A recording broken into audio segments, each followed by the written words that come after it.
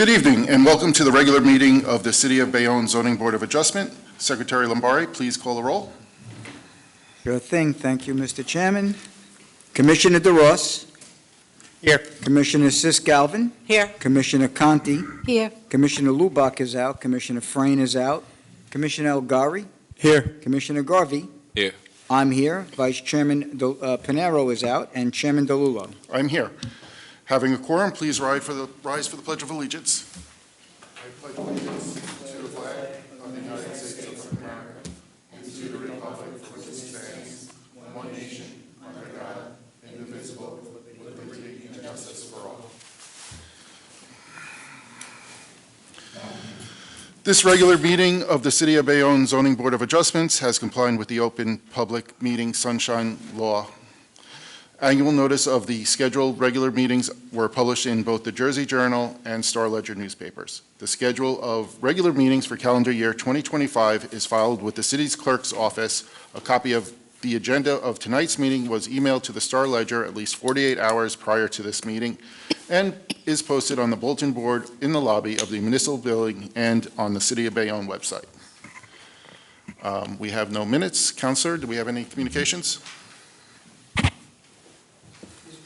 We have no communications, but I'd like to note something for the record. Item number 7, Z-25-001, Francis Churkowski, thank you, 714A-716 Avenue E will not be heard this evening. They are going to be on our July calendar, but we don't have to carry this matter because they're going to renotice. Okay. That's it? That's it. All right. So the first application we have is Z-24-006 J&J Builders, site 22 East 11th Street, block 273, lot 23. The applicant is proposing to construct a 3-story, 2-family house with parking, but variances are required for stories, lot frontage, and lot area. Mr. Podesta? Good evening, everyone. My name is Matthew Posada. I'm with the law firm Sills, Cummis & Gross, and I represent the applicant, J&J Builders, LLC. As recently stated by the chairman, that is absolutely correct. What we're looking to do here tonight is propose a 3-story, 2-family new development located at 22 11th Street. The project itself will be compliant for parking. However, this project does require multiple C variances. Those C variances because the site itself is undersized, and because of that hardship, it has plagued us with other variances. But nevertheless, overall, it is compliant with multiple other bulk standards, and it's also consistent with the character of the neighborhood as well. However, the exact bulk measurements are triggered with some of the bulk measurements are requiring variance relief because of that undersized lot area itself. But I just want to reiterate that the use itself is permitted, but for those C variances, brings us to this board here tonight. As far as the application goes, I will only have one witness. I'm just going to have my architect. And if I may, I'd like to call my first witness. Sure. Mr. Posada, you'd like to enter your exhibits, A1 through A22, correct? Yes. Okay, and your architect is providing an additional exhibit, which we will recognize as A23, color rendering. And here is a copy if you need to refer to the exhibit list. Thank you so much. You're welcome. You step to the side here Yep. so that you both can be on mic.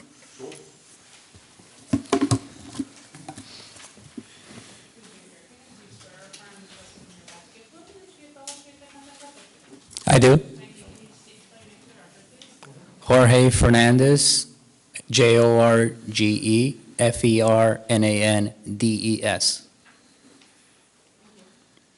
All right, Mr. Fernandez, can you please provide your educational credentials and whether or not your license is still in good standing? Yes, I have a bachelor's in architecture from NJIT, and my license to practice architecture in New Jersey is current and in effect. I have been before numerous boards, but it is my first time in this board. Can you name 3 boards where you've been qualified before in the past as an architect? Yes, in Newark, in Clifton, and in Patterson. Terrific. Does this board accept them? We will accept Mr. Fernandez as an expert. Thank you so much. Mr. Fernandez, did you have an opportunity to visit the subject site? Yes, And did you also have an opportunity to review the zoning district and those requirements for the subject site? correct. Did you have an opportunity to draft these plans? Yes, Great. When you were drafting these plans, did you take in consideration those bulk standards and the character of the neighborhood? yes, Terrific. Why don't you walk us through what we're proposing here tonight? certainly. So what we have here is an existing 2,500 square foot parcel. It is undeveloped currently. It is in between two-story frame dwellings, and what we're proposing to do is to build a three-story, two-family house in this site. We are trying to comply as best as possible with the requirements of the R2 zoning district. Unfortunately, that district requires 3,000 square feet. We only have 2,500. It requires 20 feet front yard setback, which we are providing from the front property line. In this case is in the north, the front property line to the structure. We do have 20 feet where we are proposing also a driveway, but I believe because of the fact that the steps protrude more than 8 feet from the front of the house, that we are having to require a variance for front yard setback. Again, that is a hardship as that I will describe when I go over the architectural plans. In the site plan, going to the rear, we are proposing 20 feet rear yard setback to best comply with the zoning regulations. We do have air conditioning condensers in the rear as well as a trash enclosure. We have two 3-foot wide access walkways on either side of the building. That's how the tenants would be able to go to the backyard to retrieve and replace their trash receptacles or recycling on pickup days. We are showing it on the side here, up against the southwestern property line, but it can be moved to the rear of the house, so that therefore it being away from the side property lines. The rear of the property is predominantly grass, so we're trying to comply as best as possible with the impervious requirement. Unfortunately, we still are at 83%, given the nature of the site and the dimensions of the site, and us trying to provide a driveway in the front. We are providing in that driveway 2-car parking. The driveway is 18 feet wide from the left, or in this case, eastern property line to the stair, and unfortunately, we cannot provide two 10-foot wide parking spaces, but we can provide two 9-foot wide parking spaces that I believe are RSIS standard. And therefore, we're providing 2 parking spaces in the driveway and 1 inside of the garage space.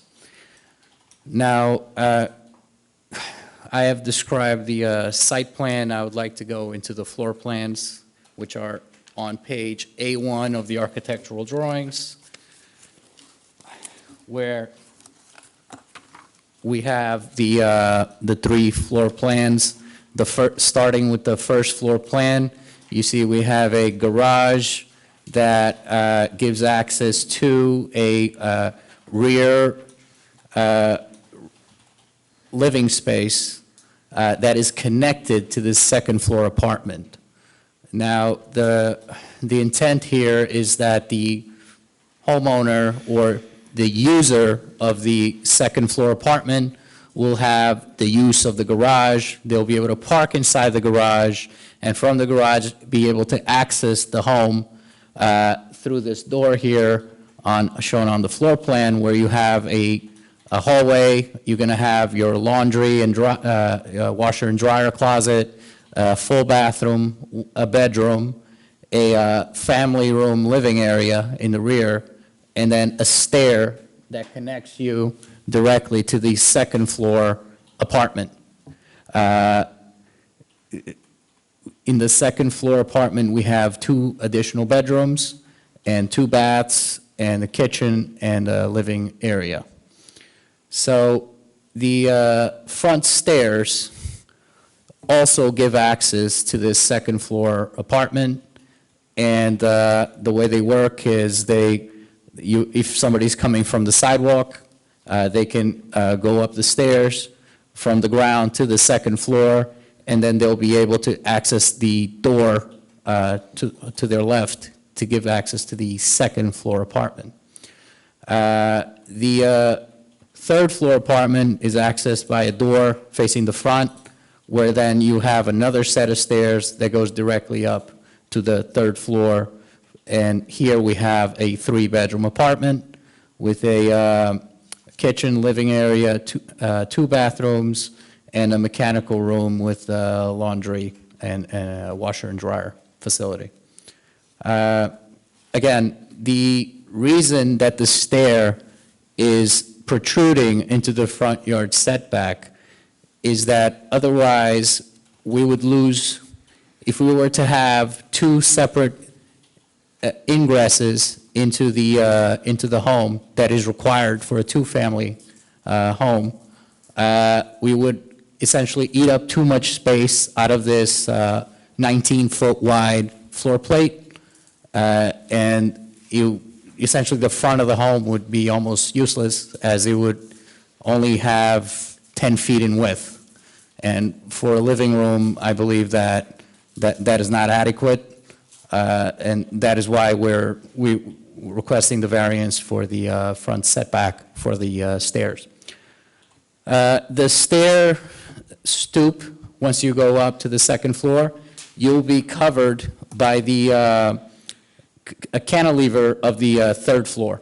So essentially, here, right on this section here of the stoop, when you're facing both doors, you'll have the third floor over your head, protecting you from the elements. I can now describe the elevations.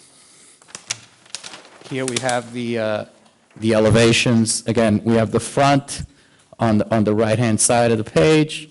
We're proposing brick masonry, and then, of course, a mahogany panel for this accent here for the cantilever over the entrance stoop. The roof is a gable roof, and on the sides, we're proposing vinyl siding, and we're proposing the stucco finish on the ground level.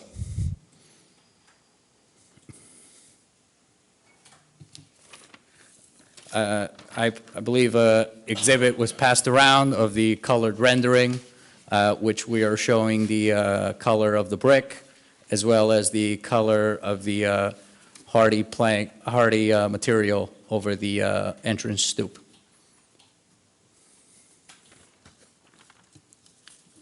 And again, that design for the front entrance with the stoop, that's consistent with the other dwellings in the neighborhood? Yes, I believe most of the homes have a stair and an entrance stoop covered either by a roof or by some kind of cantilever of the structure. Great. I have no further questions for this witness. So the steps, and it looks like there may be a planter box, at least in the rendering, is that go out any further than the neighboring fences? Going back.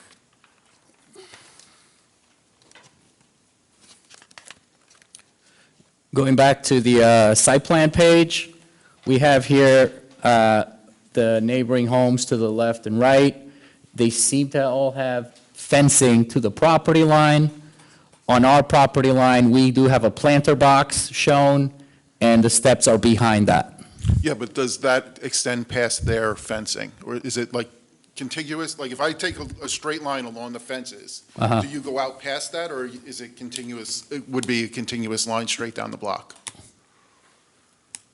So the question is whether or not there would be an interruption in the sight line if you were to look to the left or to the right, correct? Right, if I'm looking at either one of the neighbors' fence and I'm Right. looking up or down the block along the fence line, Right. will you be out past the fence line, or are you even or behind the fence line? We'll be behind the fence line. Okay.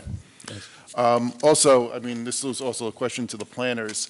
The refuge area in the backyard, would it be better served to move it under the stairs maybe?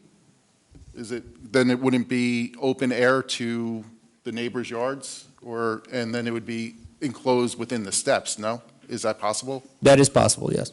Is that a better solution? Or, Yeah, and I had just a general question about the configuration because if the living space on the ground floor were to be removed and then just keep it on the second and third floor, you can actually move that refuse area to the indoors, and actually all the tenants in the dwelling could actually access it to the ground floor, rather than, for example, the third floor tenant having to come all the way down out to the front and then back around to the back. That's definitely a possibility. And that's something that can be worked out. We well, then could that also still would provide solve that. for the height variance as well, Right, it would solve for the height variance. It could actually reduce the impervious coverage, and if the stairs were to be moved back indoors, you could actually remove the front yard variance as well. Unfortunately, I don't believe that even if we were to remove that living space entirely down there, the stair will be the same issue for us, because it is a two-family house and we need two separate entrances for each apartment. Even if we were to remove that bedroom and bathroom and just leave it a completely open space, we would still need the stairs protruding into the front yard. But again, that protrusion is consistent with the other neighboring parcels? I believe it matches the neighborhood, because even if in my site plan here, you see the beginning of our stairs is essentially leveled with the beginning of the stairs of the neighbors. They just go back further because these particular neighbors here on either side are not set back 20 feet. Right. well, would you be willing to remove the living space to solve for all the other issues that we're talking about, even if it doesn't solve the front yard setback? That is up to the applicant. Obviously, architecturally, we can do it.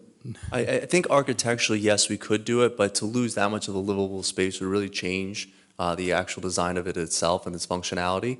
I think what we would definitely be open to doing is what was suggested prior with the stairs, is to relocate the refuse to be underneath the stairs, so no longer would be troublesome for that second floor tenant to come down the stairs and then back around the rear yard in order to get rid of the refuse, but rather have it down one flight of stairs.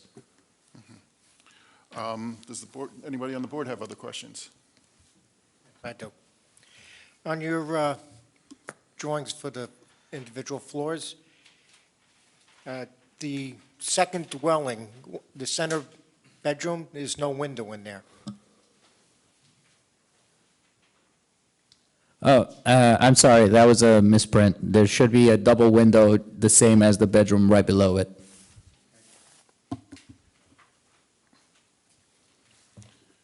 Any other board questions? Yeah, quick question. So I see that on the plans, it show that there is enough parking for 3 cars, correct?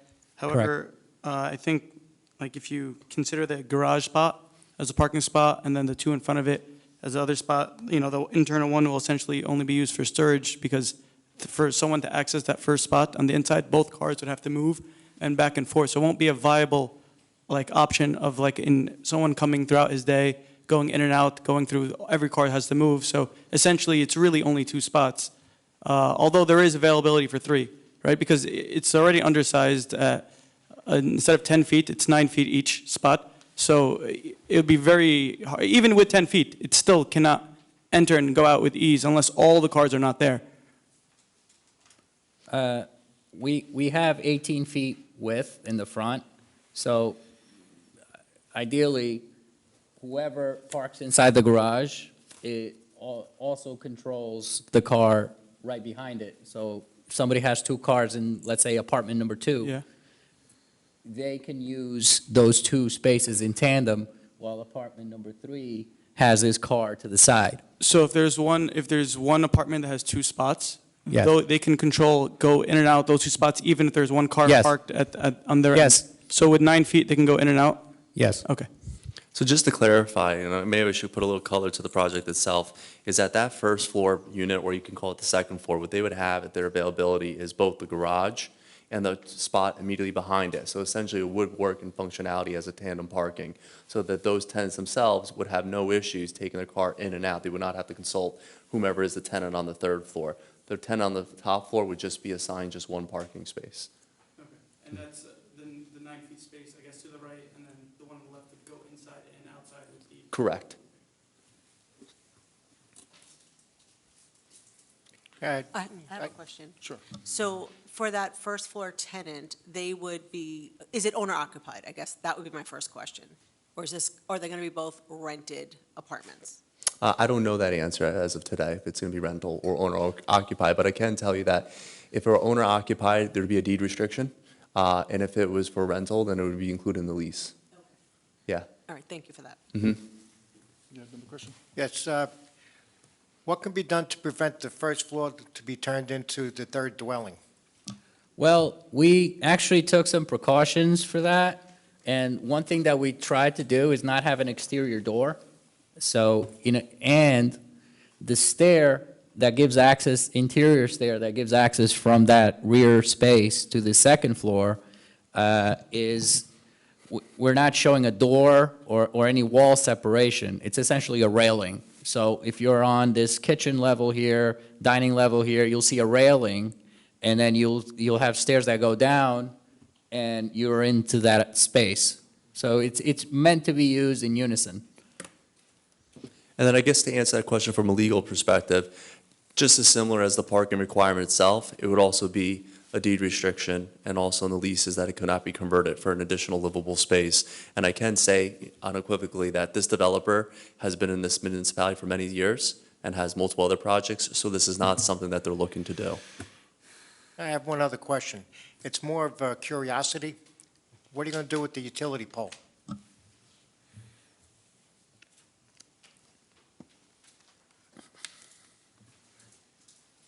It's basically in the middle of the property as it stands right now.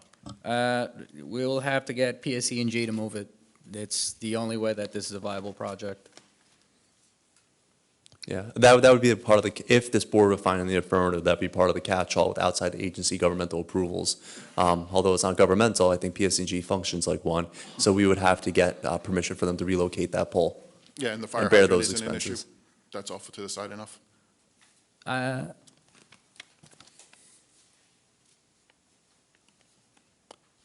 Yeah, I believe the fire line, yeah, I believe that's okay.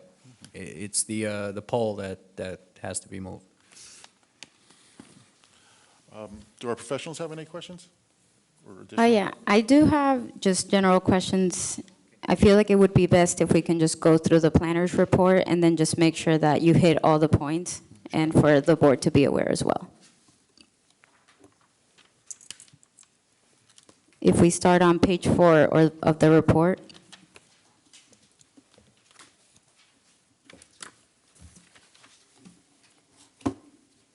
Page 4, Yep, so we can start with our comment 2.7.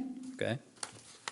You have a reference to a turf/concrete paver to be used in the driveway. However, we don't have details of this information, and I know that permeable pavers vary, so if you can provide a detail or a cross-section that really tells us how they work and just more information, more than just a picture. Sure, Okay. all right, we will provide that. If we jump to 3.1, for the proposed building, the exterior design, the renderings they indicate a gable roof. However, on sheet 2, I believe, of the floor plans, there is a low hipped roof shown on the rear elevation. So that is not matching the front roof design. If you can just clarify which roof is going to be used for the house. Correct, we have a gable roof in the front, and then in the back, we have the hip, the rear elevation. But then, Yeah, it'll be a gable roof in the front, and we'll do a hip in the rear. We'll just have to alter the elevation. yeah, so then the west elevation will have to be Correct. altered as well. Okay. Yes.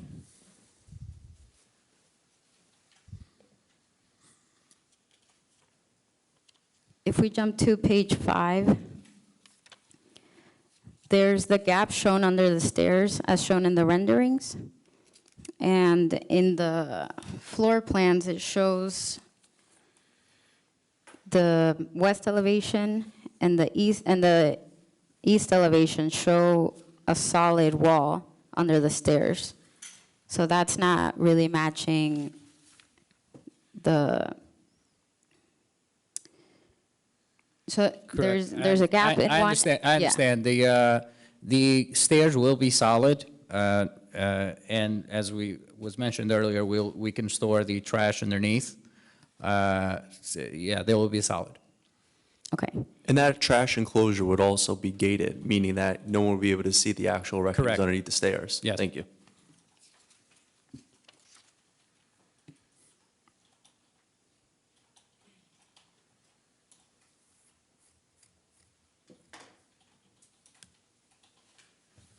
And then you provided some testimony about how the parking would work. I just wanted to point out that the driveway space and the curb cut, they don't really align. So can you just reiterate how the tenants will be able to get in and out without going over the sidewalk?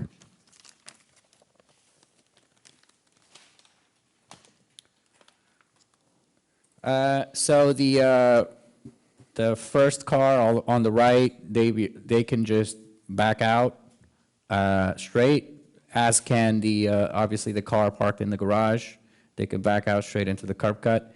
The one on the left has to maneuver a bit over the sidewalk, but would still be able to exit out of the curb cut. Okay. And then I know we kind of already touched on this, but in terms of the ground level living space, we note that there's new flood regulations in addition to FEMA, which we point out on page 2 of our report. So if the applicant can confirm that the climate-adjusted flood elevation, which adds another 5 feet on top of FEMA's 100-year flood elevation, if the property is affected by this, they might not be allowed to have a ground floor living space. I have looked at the preliminary FEMA map for this area. It appears that this particular site is on the Zone X, which is outside of the areas of 0.2 flood zone.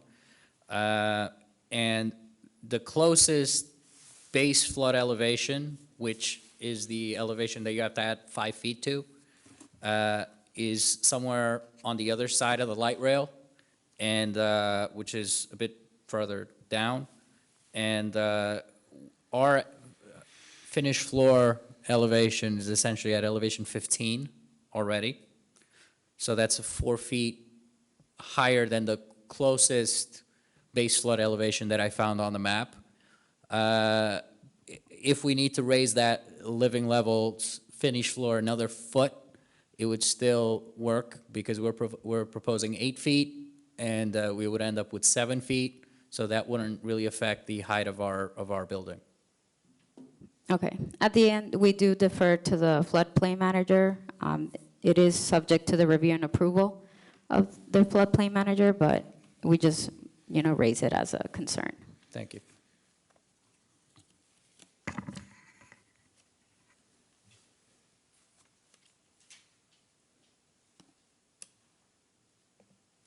On page 7, regarding fencing,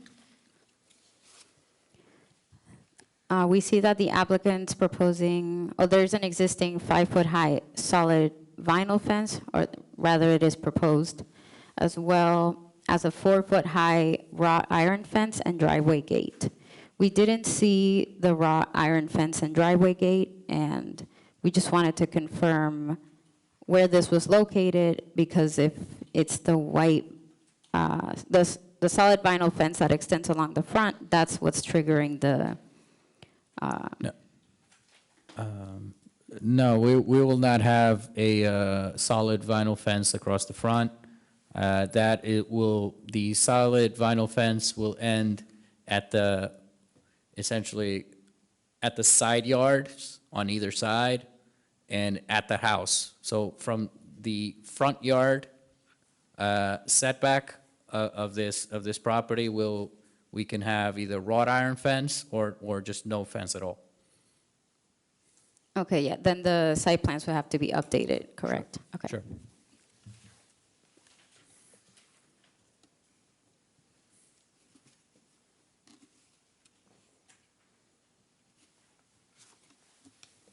For 5.2, we noticed that there is an exception. However, we do recommend that it would be granted should the board grant approval of the application, just because it prevents creating a dead zone between the properties that would not be maintained otherwise. Agreed. Regarding street trees, 5.3, if you can revise the plant list to specify the correct names of the plants as well as the heights. Yes, we will. Regarding 5.4, we noticed that the raised planters in this location, it would obstruct access to the sidewalk, and it also constrains the turning movement of vehicles. We do recommend that it be moved. Is that something that you can do for better Yes. maneuvering? It could be moved.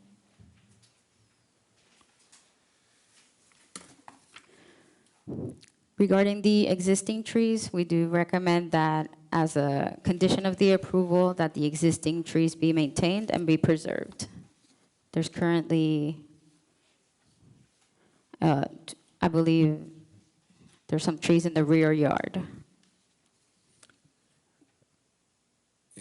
As long as they're in the rear yard, if they're in good health, I believe there would be no reason to cut them down.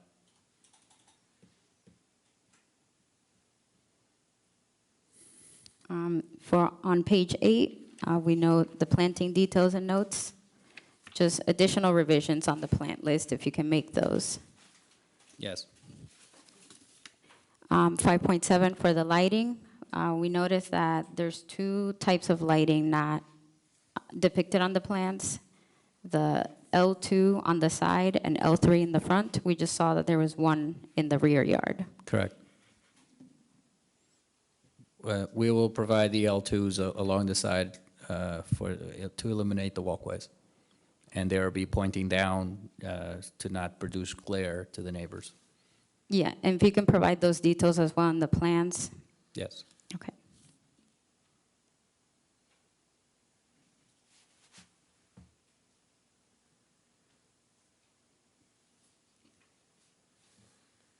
And this came up earlier, 6.1, you said that you can relocate the trash under the stairs?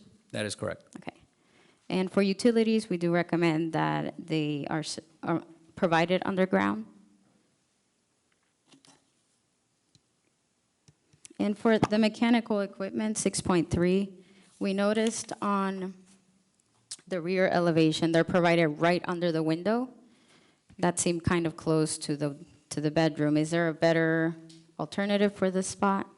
Well, I don't really see a better alternative. I mean, that is not a bedroom. Well, it's a bedroom on the second floor. Otherwise, you're going too close to the side yards or too far away in the rear yard and add more impervious coverage.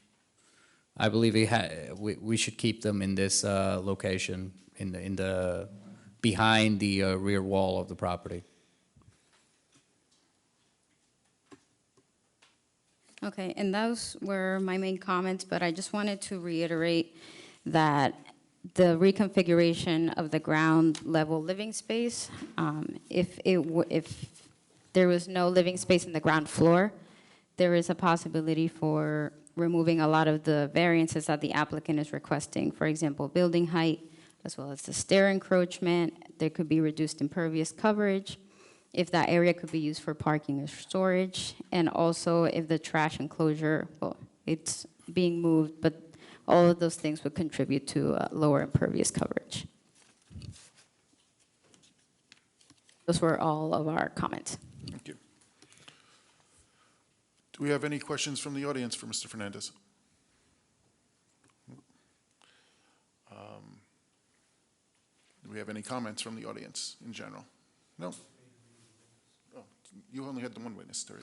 My planner is now here, so I'd like to call one more witness. okay. Thank you. Sorry. No?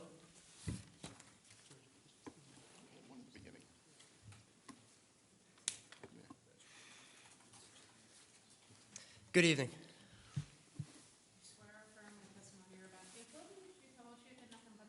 I do. Matthew Flynn, Flynn. Mr. Flynn, can you please provide your educational credentials, whether or not your license is in good standing, and name 3 boards where you've been qualified in the past as a qualified planner? Sure, my education comes from Rutgers. I have my master's degree in planning and public policy, my professional Excuse me, planner's Mr. Flynn, license. you've appeared here before, I correct? have. Yep, we'll accept him as an Thank expert. Fantastic. Matt, did you have an opportunity to review the plans?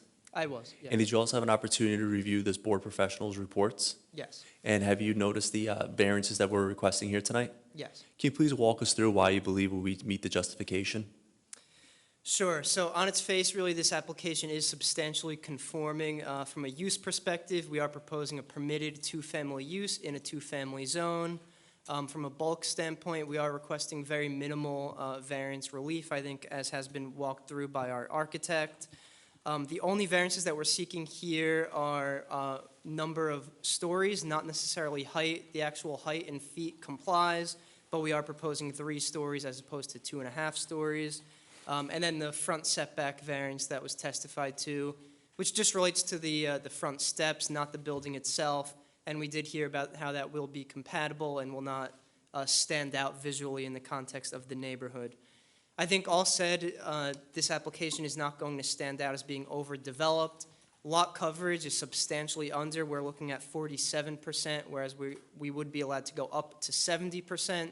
So really, I think the crux of this application was the intent of the applicant to really, to the extent that we do have an undersized lot, to keep as much open, usable outdoor space as possible on this somewhat undersized property. So again, we are looking at a 2,500 square foot lot in a 3,000 square foot zone.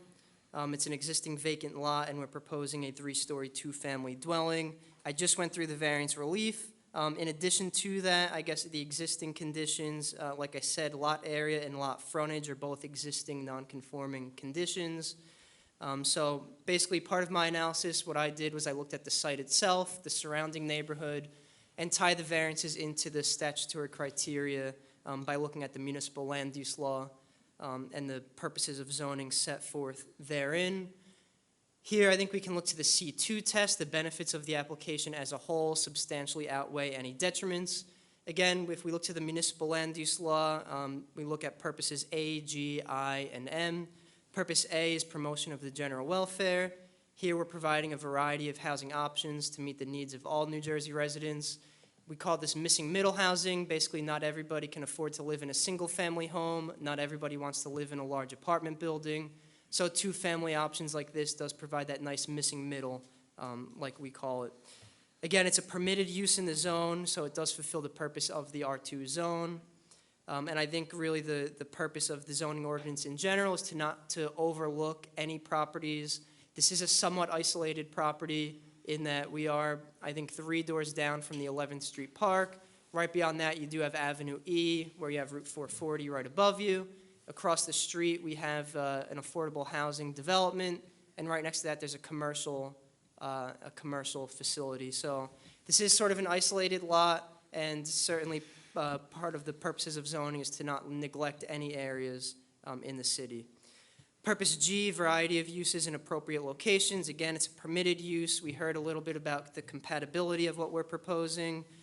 In fact, like I said, this is a somewhat isolated location. We are in a string of about 5 other houses on this block that face East 11th Street, all of which are the same exact size, vis-a-vis being undersized, just like we're proposing here. And they're all also developed with 2-family dwellings. So I think that's important to note in terms of the compatibility that we're proposing here. Purpose I, desirable visual environment. We saw Mr. Fernandez's architecture. It is going to be highly aesthetic. It's not going to stand out in the context of the neighborhood or the zone. In this case, again, we do have substantial compliance with zoning. And finally, purpose M, efficient use of land. Like I said, we are trying to retain as much usable outdoor space as possible. And this, I would say, clearly does not constitute overdevelopment. All of that goes towards the positive criteria. The flip side would be the negative criteria, no substantial detriment to the public or to the zone. I keep saying substantial compliance. What I mean by that is we comply with building height in terms of feet. We're allowed to go up to 35 feet. We're right under that at 34 feet 10 inches. Coverage, like I said, 47% is proposed. We're allowed to go up to 70%. I'm sorry, can you double check that? Because I thought the plan was 80-something%, and you actually need a variance for that. Oh, is that Yes. correct? Yeah, Okay. you need a And variance. maybe I was looking at outdated plans. So I'll circle back to that, but just again, in terms of coverage, we do comply with setbacks and parking, aside from that one front setback that's relative to the front steps. Furthermore, in terms of negative criteria, I talked about compatibility, I think, and how this is not going to stand out in the context of the neighborhood. So just to revise my additional testimony then, we are requesting that one additional C variance that I didn't mention at the outset there for 83%, whereas 70% is permitted.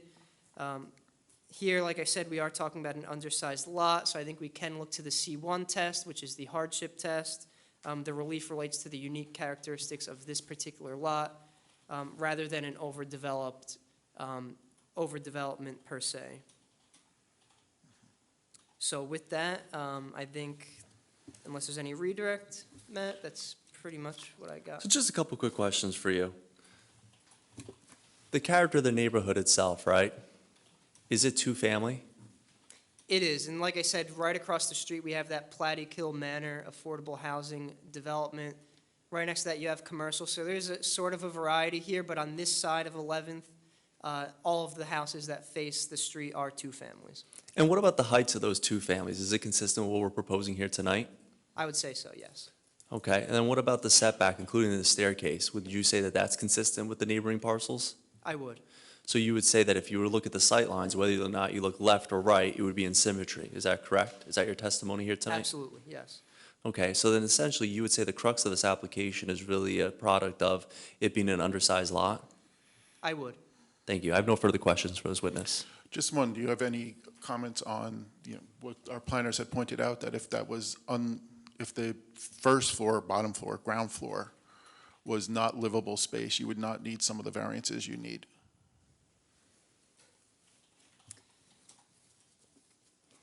I believe that would be correct, yes. Why, so then why are you looking to get the variances you need that pertain to that being living space? Well, I think per Mr. Fernandez's testimony, I think architecturally, and I'll let him speak to it, I think we felt like this would be a better living arrangement as opposed to taking that living space away. Any other board members have questions? You guys have any questions? No. Does the audience have any questions for Mr. Flynn? No? Okay, go ahead. I'm just going to go back to the parking again for a second. So I know that that second story, which is really like the first, I guess, unit, right?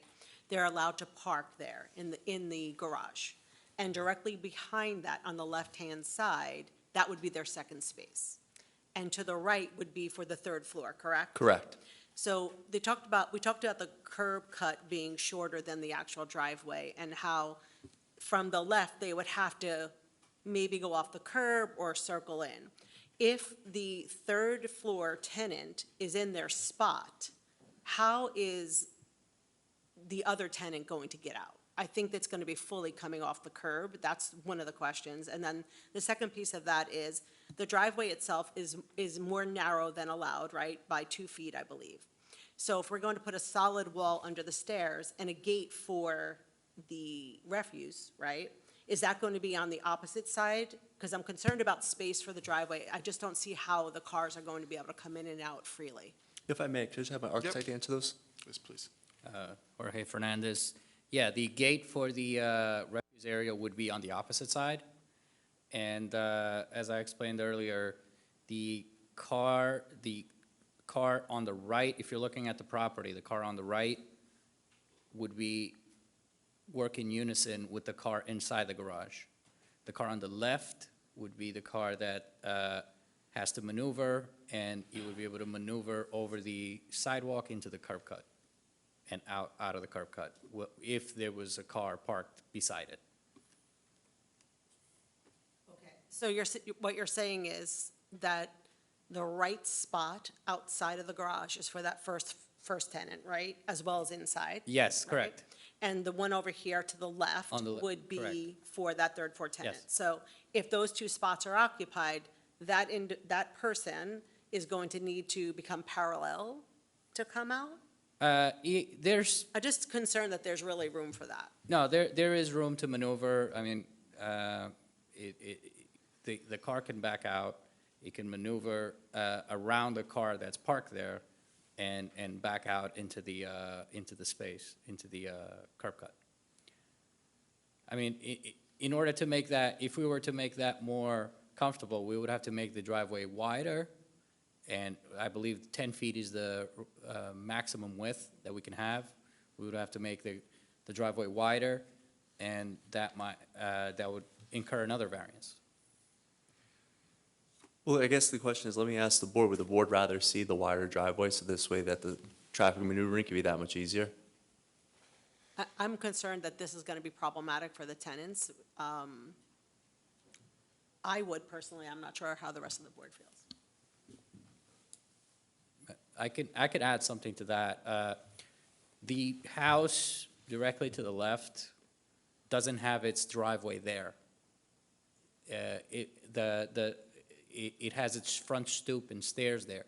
So if you were to make this driveway wider towards that direction, it wouldn't create a problem because it's not like you're making a driveway onto a driveway. You have a break. So I think if there's a space to do it, it's here.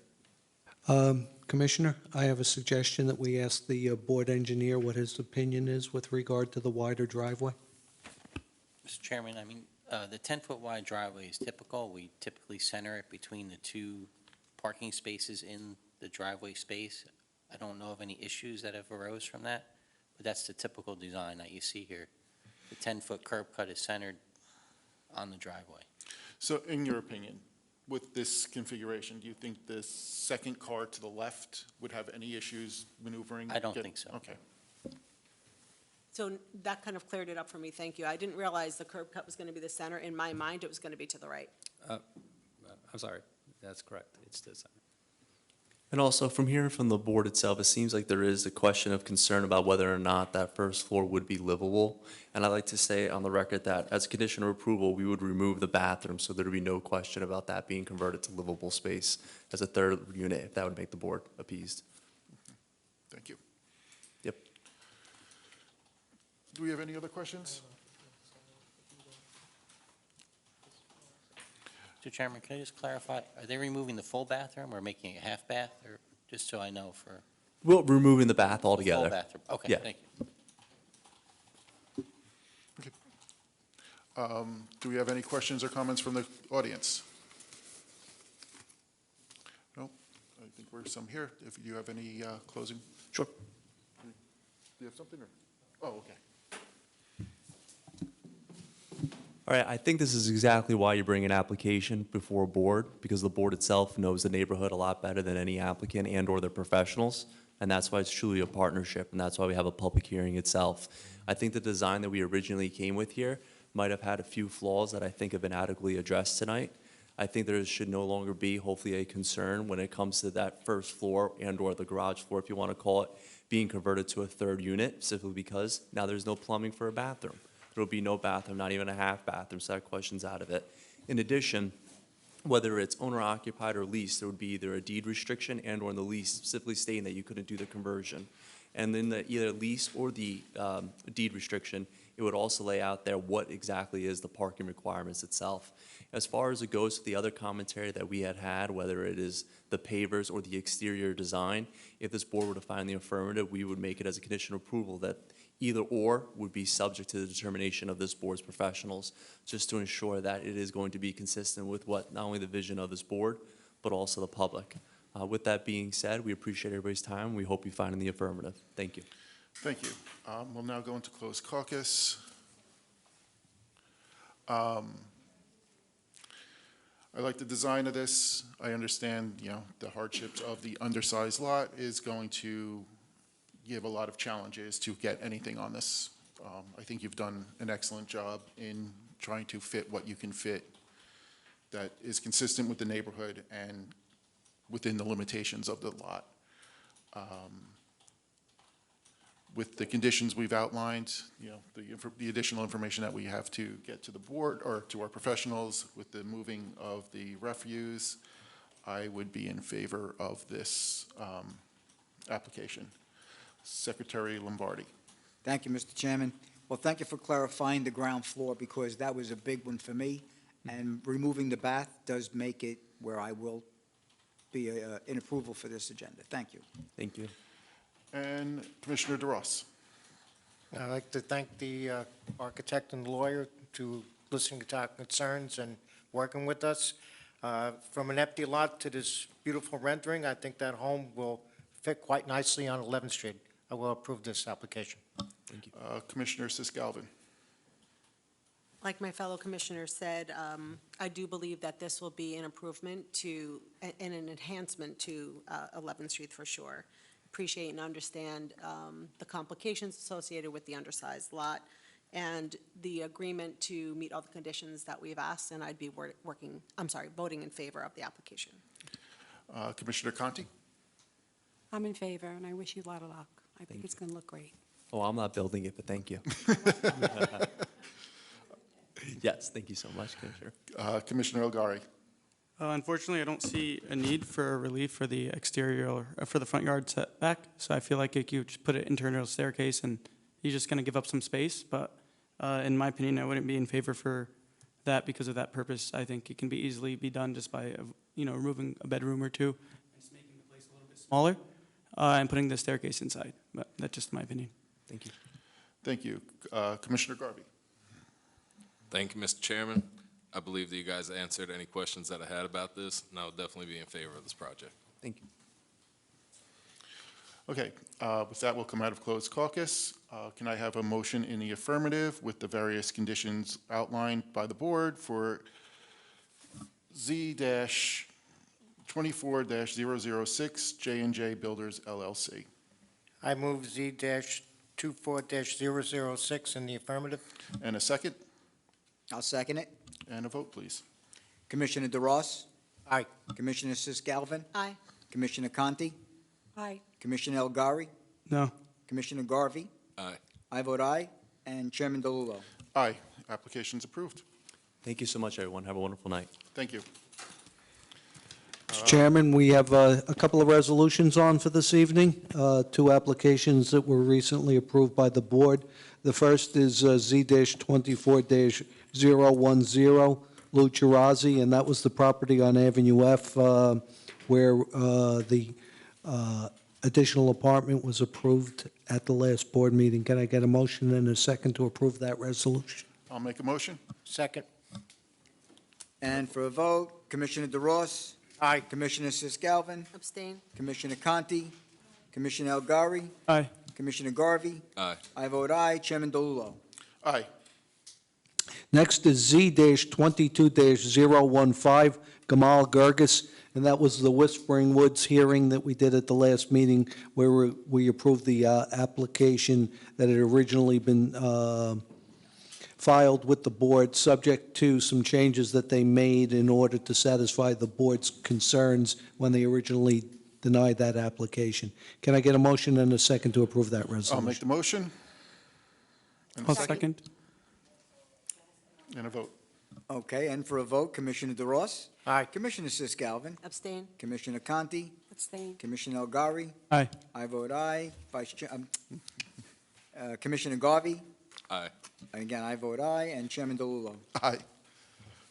Think we can take a motion to adjourn at this point? If I'll make the motion, we have a second. Second. Meeting adjourned. Please.